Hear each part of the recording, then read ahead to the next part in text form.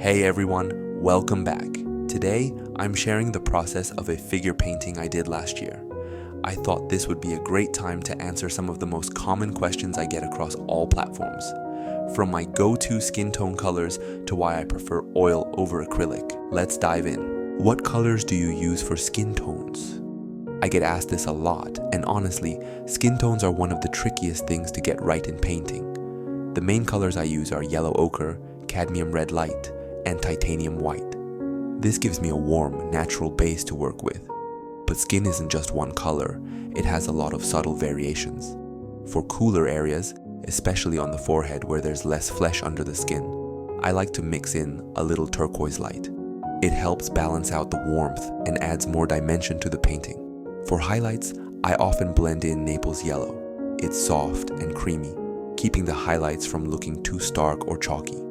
One thing I always keep in mind when mixing skin tones is that it's not just about color, but value. Getting the right contrast between light and shadow is just as important as choosing the right hues. Even if you have the perfect mix, if the values aren't working, the skin won't feel realistic. Do you use reference photos? How do you choose your subject? Yes, I think of them as tools rather than something to copy exactly. They help with structure, lighting, and accuracy, but I always leave room for my own interpretation. As for choosing a subject, it's really about an emotional connection. Sometimes I come across an image that just speaks to me. Maybe it's the lighting, the pose, or just a certain expression that carries a mood I want to capture. If I feel something when I see the image, I know it's worth painting. I also like to tweak things, sometimes adjusting colors, exaggerating contrasts, or even merging elements from different references to create something unique.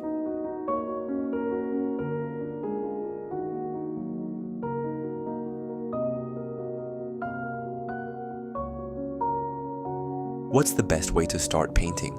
If you're new to painting, I always recommend starting by copying masterpieces you admire.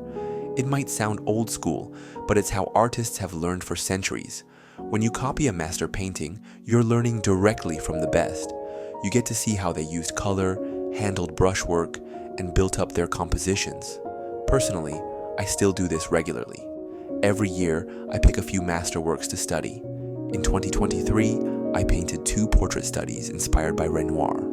Through that process, I learned so much about how he handled edges. Some were super soft and blended, while others were sharp and defined.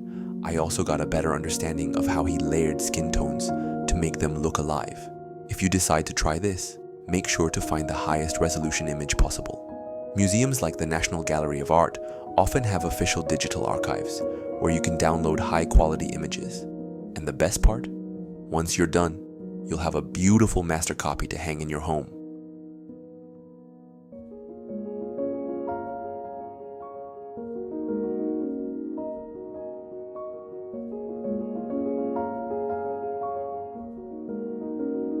Where did you learn to paint? I've been in art classes pretty much my whole life. I started weekend art classes when I was just 3 years old, then went to an art-focused high school, followed by art college and grad school.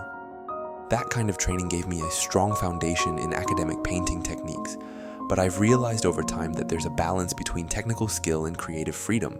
Now I'm working on loosening up, trying to step away from strict academic rules to find my own voice in painting. It's a long process, but it's exciting to push myself in new directions. Do you teach? I'm open to it. I've had a lot of people ask, but I'd love to hear what kind of teaching you're interested in. Would you prefer online courses, one-on-one feedback? Let me know in the comments.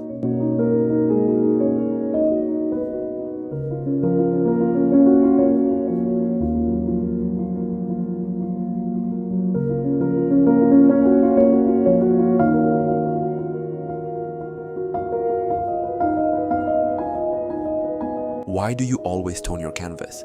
Toning the canvas is one of those things that seems small, but makes a big difference.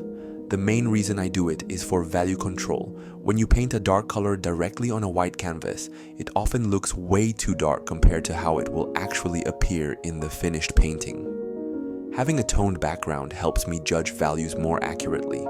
Another reason is that oil paint can be somewhat transparent. If I start with a base color, like burnt sienna, That warmth can subtly show through in the final painting, especially in the skin tones, creating a more natural look. It's one of those little tricks that can really improve the overall harmony of a piece.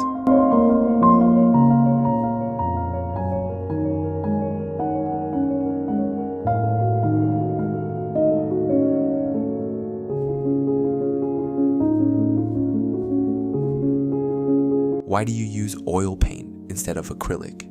I actually used to paint a lot with gouache and acrylic in high school, but I always felt acrylic had a plastic-like finish that I didn't love. Another thing most people don't realize is that acrylic paint can actually be more toxic than oil paint.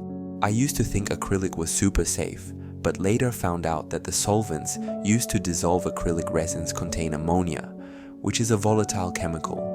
When you use acrylics, you're inhaling small amounts of that ammonia over time. Oil paint, on the other hand, is much safer as long as you handle it properly.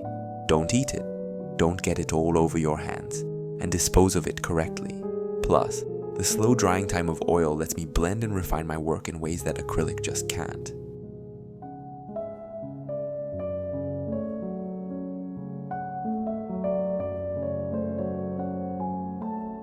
How do you dispose of oil paints safely? I use a brush washer with a grid at the bottom, which helps separate out the paint. Over time, the pigment settles, so I don't have to replace the solvent too often. For any leftover oil paint, I take it to a local hazardous waste center instead of washing it down the sink. A lot of people don't think about it, but disposing of oil paint properly is really important for the environment.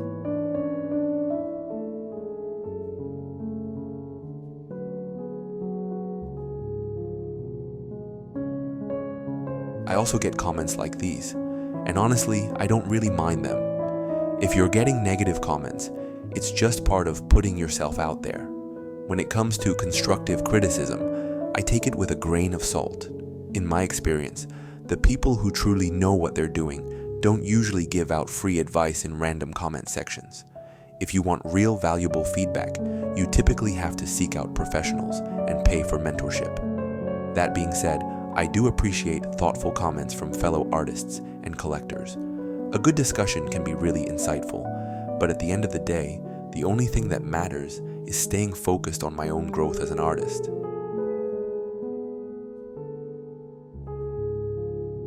Alright, that's it for today. I hope this answered some of your questions. If you have more, drop them in the comments, and maybe I'll cover them in a future video. Thanks for watching.